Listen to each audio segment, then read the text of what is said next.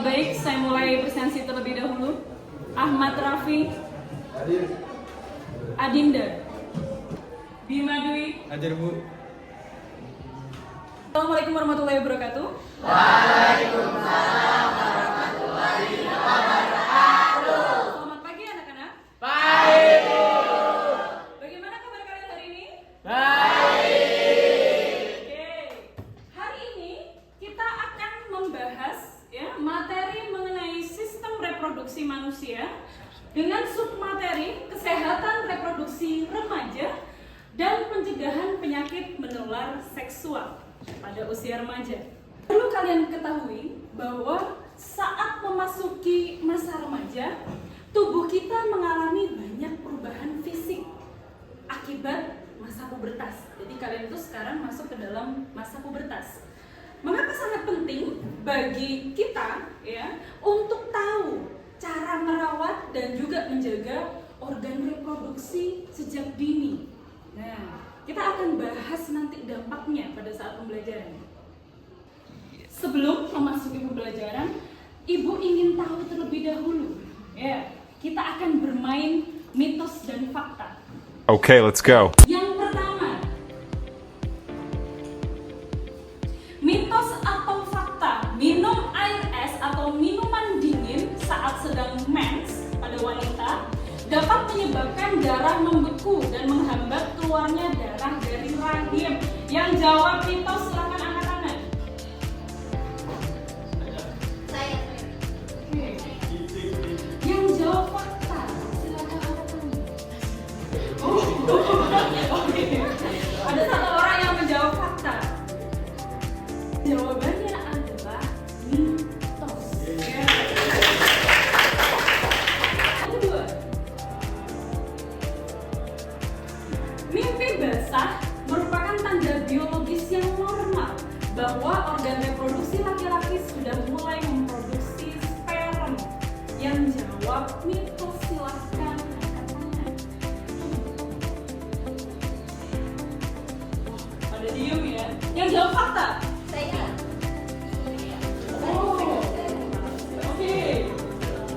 Oke. Yang tidak angkat tangan masih bimbang ya. Oke, jawabannya adalah fakta. Karena mimpi basah itu menjadi tanda kalian itu sudah mulai dewasa, khususnya laki-laki. Oke. Selanjutnya, laki-laki juga akan mengalami pembesaran area dada atau jaringan payudara yang terasa sedikit nyeri di awal masa pubertas mereka. Yang jawab mitos silahkan angkat tangan.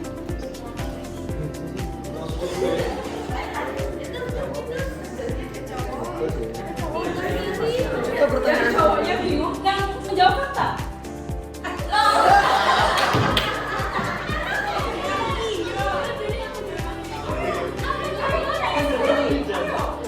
Yang menjawab fakta hanya 2 orang. Iya, hanya 2 orang saja. Oke, 2 orang. Oke. Untuk yang nomor 3 ini, itu adalah fakta.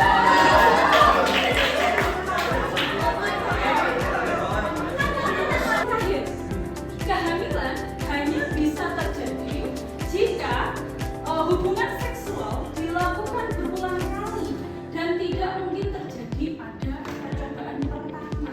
Yang jawab mitos silahkan. Saya.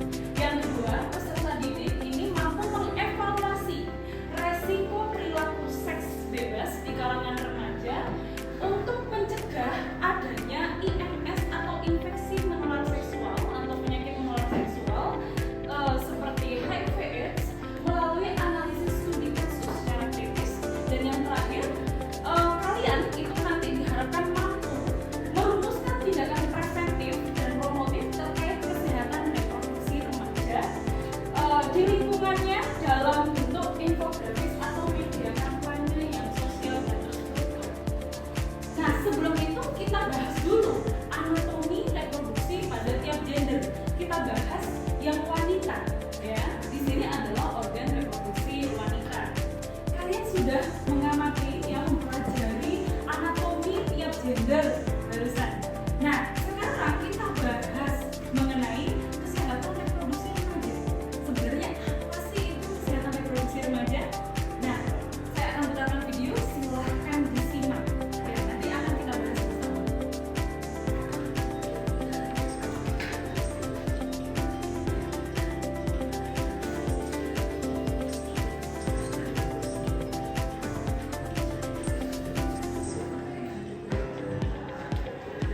Habis berkemih ya, dikeringkan. Tidak boleh pakai eyeliner untuk yang wanita. Kalian sudah menyaksikan video mengenai kesehatan reproduksi remaja. Nah, berarti kalian sekarang sudah tahu ya mengenai seberapa penting sih menjaga kesehatan reproduksi. Ada banyak sekali dampak negatif jika kalian tidak menjaga kebersihan atau melakukan hubungan yang berisiko terhadap kesehatan reproduksi. Berarti kalian harus mulai menjaga, kalian harus mulai punya komitmen ya untuk menjaga kesehatan reproduksi kalian. Nah, sekarang saya akan memberikan lembar kerja peserta didik ya. Di sini nanti kalian akan berkelompok ya. Silakan berkumpul dengan kelompoknya. Nantinya di sini ada beberapa kasus ya yang perlu kalian selesaikan. Mengenai apa, Bu? Mengenai kesehatan, permasalahan kesehatan reproduksi remaja. Sudah paham? Ya. Oke, silakan mulai dibuka sambil diskusikan ya. Di sini ada tugasnya ya. Oke. Oke, silakan bisa dibuka KPU-nya. Jika ada yang mau ditanyakan, silakan bertanya. Ya, Bu.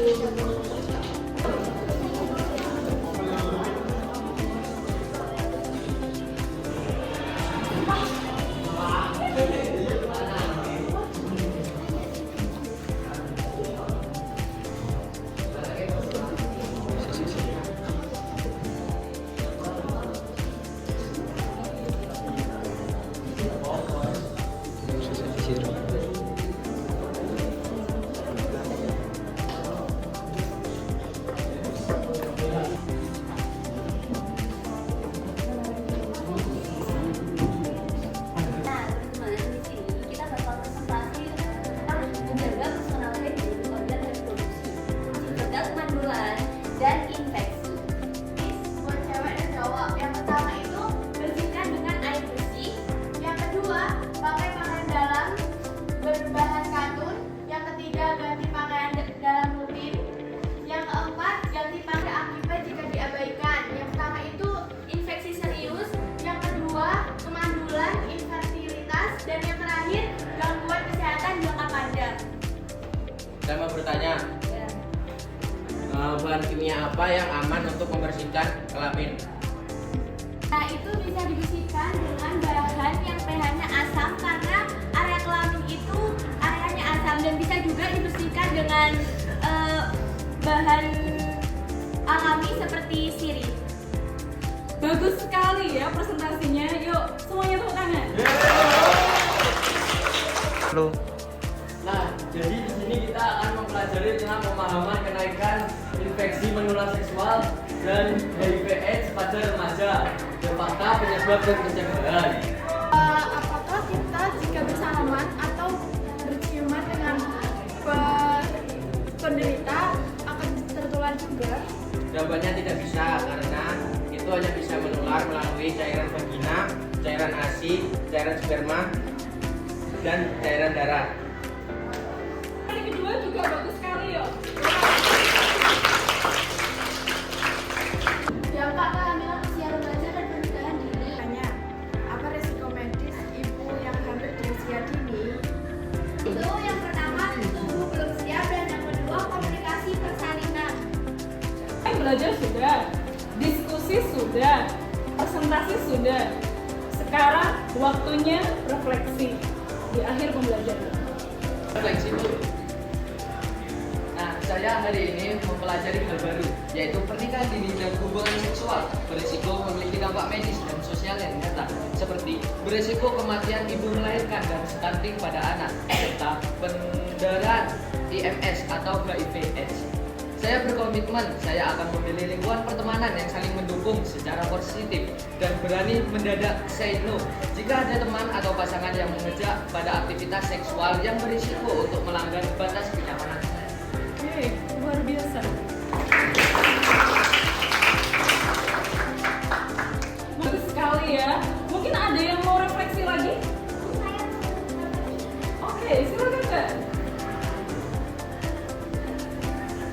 Dari materi baru yang saya pelajari hari ini, saya mempelajari tentang menjaga kebersihan organ reproduksi sangat penting untuk mencegah infeksi bakteri atau jamur yang bisa berdampak buruk hingga risiko kehamilan di masa depan. Saya berkomitmen menjaga kebersihan area kelamin dengan membasuh area reproduksi dan evolusi dari arah ke depan sampai ke belakang dan menjaga kebersihan ekstra terutama saat menstruasi. Oke, luar biasa sekali ya. Baik, kalian sudah mempelajari banyak hal baru mengenai kesehatan reproduksi, lalu juga sudah berkomitmen untuk menjaga kesehatan reproduksi. Jangan berhenti hari ini, ya. Terus lanjutkan aktivitas yang positif dan juga edukasi sesama. Baik, terima kasih Ibu akhiri pembelajaran hari ini. Wassalamualaikum warahmatullahi wabarakatuh.